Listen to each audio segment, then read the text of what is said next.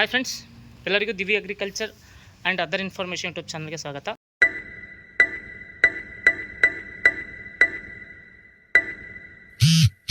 Friends, ನಾವು ಕುರಿ ಸಾಕಾಣಿಕೆ ಮಾಡ್ತೀವಿ ಅಂತ ಹೇಳಿದಾಗ ನಾವು ಬರೀ ಹುಲ್ಲನ್ನು ತಂದು ಹಾಕಿ ಕುರಿ ಸಾಕಾಣಿಕೆ ಮಾಡಿ ಯಶಸ್ಸು ಕಾಣ್ತೀವಿ ಅನ್ನೋದು ಸುಳ್ಳು. ಯಾಕಂತ ಹೇಳಿದ್ರೆ ಕುರಿಗಳಿಗೆ ಹಲವಾರು ರೀತಿಯ ಪೋಷಕಾಂಶಗಳ ಅವಶ್ಯಕತೆ ಇರುತ್ತೆ.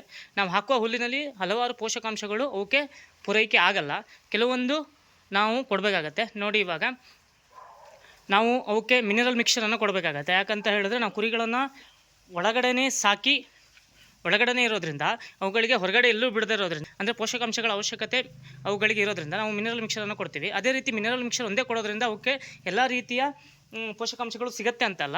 ನಾವು ಕುರಿಗಳಿಗೆ ನಾವು ಜೋಳವನ್ನು ಕೊಡ್ತೀವಿ, ಮತ್ತು ಹಲವಾರು ರೀತಿಯ ಪೋಷಕಾಂಶಗಳನ್ನು ಕೊಡಬೇಕಾಗತ್ತೆ.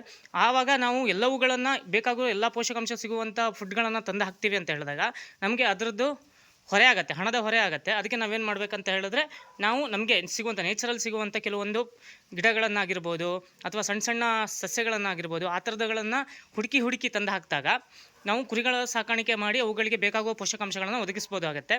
ಆ ರೀತಿ ನಮಗೆ ಸಿಗುವಂಥ ನೇಚರಲ್ಲಿ ಸಿಗುವಂಥ ಹಲವಾರು ಪೋಷಕಾಂಶಗಳು ಸಿಗುವಂಥ ಸಸಿ ಅಂತ ಹೇಳಿದ್ರೆ ಅದು ನಮಗೆ ಅಜೋಲಾ ನಮಗೆ ಕುರಿಗಳಿಗಾಗಿರ್ಬೋದು, ದನಗಳಿಗಾಗಿರ್ಬೋದು, ಅಥವಾ ಕೋಳಿ ಸಾಕಾಣಿಕೆ ಮಾಡುವಂಥವ್ರಾಗಿರ್ಬೋದು ಅಜೋಲವನ್ನು ಬಳಸ್ಬೋದು. ಅಜೋಲವು ಬೇಕಾಗುವ ಹಲವಾರು ಪೋಷಕಾಂಶಗಳನ್ನು ಹೊಂದಿರೋದ್ರಿಂದ ಅಜೋಲಾ ಅವುಗಳಿಗೆ ಬೇಕಾಗಿರುವಂಥ ಪೋಷಕಾಂಶಗಳನ್ನು ಕೊಡ್ತಾ ಹೋಗುತ್ತೆ. ನಾವು ಡೈಲಿ ಇಷ್ಟು ಕುರಿಗಳಿಗೆ 1 ರಿಂದ 2 kg ಅಜೋಲವನ್ನು ಬಳಸೋದ್ರಿಂದ ಇವುಗಳಿಗೆ ಬೇಕಾಗುವ ಸುಮಾರಷ್ಟು ಪೋಷಕಾಂಶಗಳು ಅದನ್ನು ಒದಗಿಸುತ್ತೆ. ಅದೇ ರೀತಿ ಯಾವ ರೀತಿ ಅಜೋಲಾ ನಾವು ಕಲೆಕ್ಟ್ ಮಾಡ್ಕೋಬೇಕು, ಅದು ನಮಗೆ ಎಲ್ಲಿ ಸಿಗುತ್ತೆ? ಅತಿ ಹೆಚ್ಚಾಗಿ ಪ್ರೋಟೀನ್ ಹಾಗೂ ಅತಿ ಹೆಚ್ಚಾಗಿ ಖನಿಜಗಳನ್ನು ಹೊಂದಿರುವಂಥ ಈ ಅಜೋಲವು ನೀರು ಇರುವ ಜಾಗಗಳಲ್ಲಿ ಅತಿ ಹೆಚ್ಚಾಗಿ ಕಂಡುಬರ್ತಾ ಇರುತ್ತೆ. ಇದನ್ನು ನಿಮ್ಮ ಗದ್ದೆಗಳಲ್ಲಿ ಅಥವಾ ನಿಮ್ಮ ಬಾವಿಗಳಲ್ಲಿ ನೀವು ಇದನ್ನ ಸರ್ವೇ ಸಾಮಾನ್ಯವಾಗಿ ನೋಡ್ಬೋದು.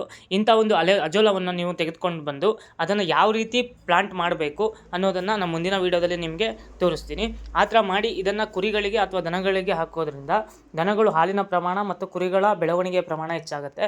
ಮತ್ತು ಗದ್ದೆಗಳಲ್ಲಿರುವಂಥದ್ದನ್ನೇ ತಗೊಬಂದು ಈಗ ನೀವು ನಿಮ್ಮ ದನಗಳಿಗೆ, ಕುರಿಗಳಿಗೆ ಹಾಗೂ ಕೋಳಿಗಳಿಗೂ ಸಮೇತ ಇದನ್ನು ಬಳಸ್ಬೋದು. ಯಾವುದೇ ರೀತಿ ಸಮಸ್ಯೆ ಆಗೋದಿಲ್ಲ ಮತ್ತು ಕುರಿಗಳು ತುಂಬ ಚೆನ್ನಾಗಿ ಗ್ರೋತ್ ಆಗ್ತವೆ.